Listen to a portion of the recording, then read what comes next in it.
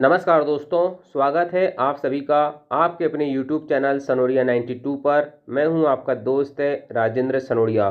देखिए दोस्तों, आज के इस वीडियो में हम पढ़ने वाले हैं सामान्य ज्ञान जीके के वेरी मोस्ट इम्पोर्टेंट क्वेश्चन जो विभिन्न प्रतियोगी परीक्षाओं में बार बार पूछे जाते हैं और आगे भी पूछे जाएंगे। तो आइए दोस्तों, शुरुआत करते हैं क्वेश्चन नंबर 1 से। क्वेश्चन नंबर 1 है, पल्लव वंश का संस्थापक कौन था? 4 ऑप्शन दिए हुए हैं। तो पल्लव वंश का संस्थापक कौन था?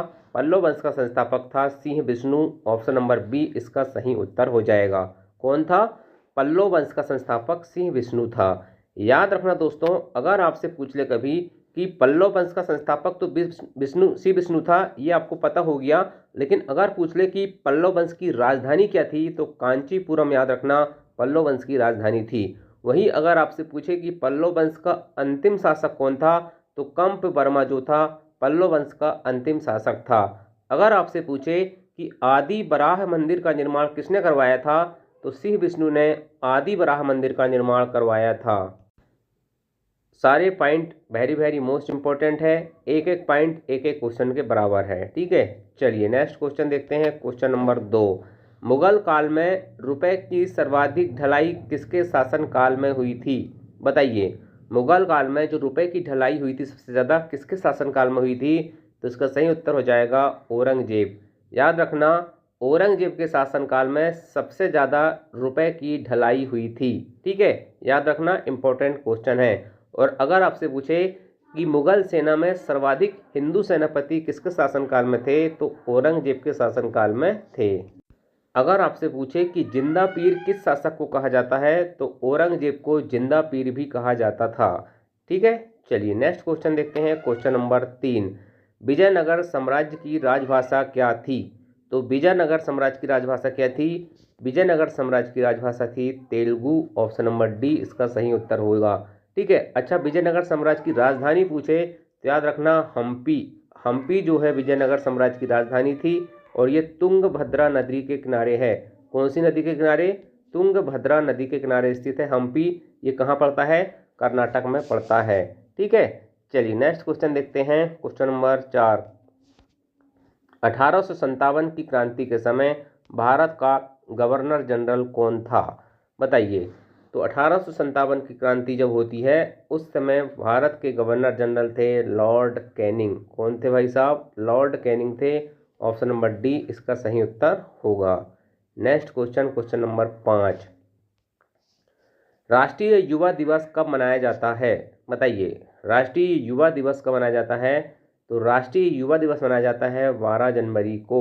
बहुत ही इंपॉर्टेंट क्वेश्चन है, कई बार पूछा जा चुका है। स्वामी विवेकानंद जी का नाम आपने सुना होगा। ठीक है, स्वामी विवेकानंद जी का जो हैप्पी बर्थडे रहता है यानी कि जन्म दिवस रहता है, उसके अवसर पर 12 जनवरी को राष्ट्रीय युवा दिवस मनाया जाता है। अगर आपसे पूछे कि विश्व युवा दिवस कब मनाया जाता है, तो 12 अगस्त को विश्व युवा दिवस मनाया जाता है। याद रखना, यहाँ राष्ट्रीय पूछा है तो 12 जनवरी इसका सही उत्तर होगा और स्वामी विवेकानंद जी का जन्म दिवस के अवसर पर। चलिए नेक्स्ट क्वेश्चन देखते हैं। क्वेश्चन नंबर 6, भारतीय रिजर्व बैंक की स्थापना कब हुई थी? आरबीआई की स्थापना कब हुई थी? बताइए, तो आरबीआई की स्थापना होती है 1 अप्रैल 1935 को। ऑप्शन नंबर डी इसका सही उत्तर हो जाएगा। अच्छा, इसका हेडक्वार्टर यानी कि मुख्यालय कहाँ पर है? तो इसका हेडक्वार्टर है मुंबई में। कहाँ पर है भाई साहब? मुंबई में इसका हेडक्वार्टर है। ठीक है, इसके प्रथम गवर्नर कौन थे? सर ओसबोर्न स्मिथ थे। और प्रथम भारतीय गवर्नर कौन थे? तो सी.डी. देशमुख प्रथम भारतीय गवर्नर थे। नेक्स्ट क्वेश्चन देखते हैं। क्वेश्चन नंबर 7, नीति आयोग के प्रथम उपाध्यक्ष कौन थे? देखिए, नीति आयोग का जो अध्यक्ष होता है ना, वो होता है भारत का प्रधानमंत्री। मतलब जो व्यक्ति भारत का प्रधानमंत्री बन गया वो नीति आयोग का अध्यक्ष क्या हो जाएगा? ऑटोमेटिक बन जाएगा। मतलब पदेन अध्यक्ष होता है। जो भारत का प्रधानमंत्री रहेगा वही नीति आयोग का अध्यक्ष रहता है। लेकिन यहाँ इम्पोर्टेंट चीज़ पूछा गया है उपाध्यक्ष। ठीक है, अध्यक्ष तो नॉर्मली बात है कि जो प्रधानमंत्री रहेगा वो सबको पता होगा। ठीक है, तो उपाध्यक्ष जो थे प्रथम अरविंद पनगड़िया थे। कौन थे? नीति आयोग के प्रथम अध्यक्ष अरविंद पनगड़िया थे। और सिंधु श्री खुल्लर जो थे प्रथम सीईओ थे। कौन थे? सीईओ, चीफ एग्जीक्यूटिव ऑफिसर थे। और नरेंद्र मोदी क्या थे? प्रथम अध्यक्ष थे। ठीक है, चलिए नेक्स्ट क्वेश्चन देखते हैं। क्वेश्चन नंबर 8, बंगाल केसरी के नाम से किसे जाना जाता है? तो बंगाल केसरी के नाम से आशुतोष मुखर्जी को कहा जाता है बंगाल केसरी। अच्छा, पंजाब केसरी किसे कहा जाता है? तो पंजाब केसरी कहा जाता है लाला लाजपत राय को। वहीं डॉक्टर श्री कृष्ण को कहा जाता है बिहार केसरी। क्या कहा जाता है? बिहार केसरी कहा जाता है डॉक्टर श्री कृष्ण सिंह को। और बंगाल केसरी आशुतोष मुखर्जी को कहा जाता है। नेक्स्ट क्वेश्चन देखते हैं। क्वेश्चन नंबर 9, राजीव गांधी की समाधि स्थल को किस नाम से जाना जाता है? तो राजीव गांधी की जो समाधि स्थल है उसे कहा जाता है वीर भूमि। क्या कहा जाता है? वीर भूमि कहा जाता है राजीव गांधी की समाधि स्थल को। महाप्रयाग घाट किसकी समाधि स्थल का नाम है? तो डॉक्टर राजेंद्र प्रसाद की समाधि स्थल का नाम है महाप्रयाग घाट। और समता स्थल किसका है? तो जगजीवन राम का जो समाधि स्थल है उसे कहा जाता है समता स्थल। उदय भूमि किसकी है? अगर आपको पता होगा तो कमेंट करके जरूर बताना। नेक्स्ट क्वेश्चन, पाइका लोक नृत्य किस राज्य में किया जाता है? तो पाइका लोक नृत्य किया जाता है झारखंड राज्य में। ऑप्शन नंबर बी इसका सही उत्तर होगा। और झारखंड की राजधानी क्या है? रांची है। और झारखंड के वर्तमान में सीएम कौन है? कमेंट करके बताना, क्योंकि मैंने कल आपको बताया था। नेक्स्ट क्वेश्चन, लिंगराज मंदिर किस राज्य में स्थित है? देखिए भाई साहब, चाहे आप लिंगराज मंदिर की बात करें, चाहे आप जगन्नाथ मंदिर की बात करें, ठीक है, चाहे आप कोणार्क का सूर्य मंदिर की बात करें, ये सारे मंदिर जो हैं कहाँ पर हैं? उड़ीसा राज्य में स्थित है। मंदिर के मामले में याद रखना, उड़ीसा बहुत इंपॉर्टेंट राज्य है। नेक्स्ट क्वेश्चन, पोंगल त्यौहार के दौरान किसकी पूजा की जाती है? किस भगवान की पूजा की जाती है? सवाल ये पूछ रहा आपसे। तो पोंगल त्यौहार के दौरान सबसे पहली चीज़ तो याद रखना, पोंगल जो है ये किस राज्य का है? तमिलनाडु का त्यौहार है। ठीक है, एक प्रकार का क्या है? फसल उत्सव होता है। ठीक है, और ये भगवान सूर्य को समर्पित होता है। किसको समर्पित होता है? सूर्य देवता को समर्पित होता है। ठीक है, चलिए नेक्स्ट क्वेश्चन, अफगानिस्तान की राजधानी क्या है? तो अफगानिस्तान की राजधानी है काबुल।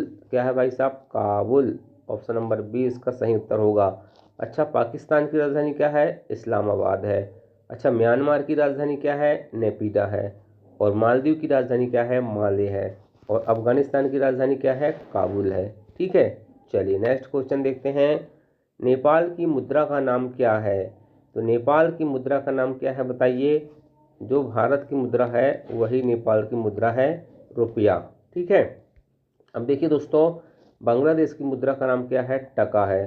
चीन की मुद्रा का नाम क्या है? युआन है। और भूटान की मुद्रा का नाम क्या है? गुल्ट्राम है। ठीक है, ये सारी चीज़ें आपको पॉइंट टू पॉइंट याद रखना होगा। नेक्स्ट क्वेश्चन, भारत में श्वेत क्रांति का जनक किसे कहा जाता है? तो भारत में श्वेत क्रांति, सबसे पहले तो श्वेत मतलब होता है सफ़ेद, और सफ़ेद क्या होता है? सफ़ेद होता है दूध। ठीक है, तो श्वेत क्रांति का संबंध दुग्ध उत्पादन से है, इस चीज़ को याद रखना है। और इसके जनक जो है भारत में वो थे डॉक्टर वर्गीज कुरियन। कौन थे? वर्गीज कुरियन। और भारत में हरित क्रांति के जनक कौन थे? एम.एस. स्वामीनाथन थे। और विश्व में हरित क्रांति के जनक कौन थे? नॉर्मन बोरलॉग थे। और आपको पता होगा कि हरित क्रांति का जो सबसे ज़्यादा प्रभाव मिला वो किस राज्य में देखने को मिला? तो पंजाब में सबसे ज़्यादा हरित क्रांति का प्रभाव देखने को मिला था। ठीक है, तो दोस्तों ये थे वेरी मोस्ट इम्पोर्टेंट क्वेश्चन। ठीक है, वीडियो कैसा लगा कमेंट करके ज़रूर बताना, कितने सवाल आपके सही हुए। वीडियो पसंद आया होगा तो लाइक ज़रूर करना, और चैनल में पहली बार आए होगे तो सब्सक्राइब कर लेना। Thank you. जय हिंद, जय भारत।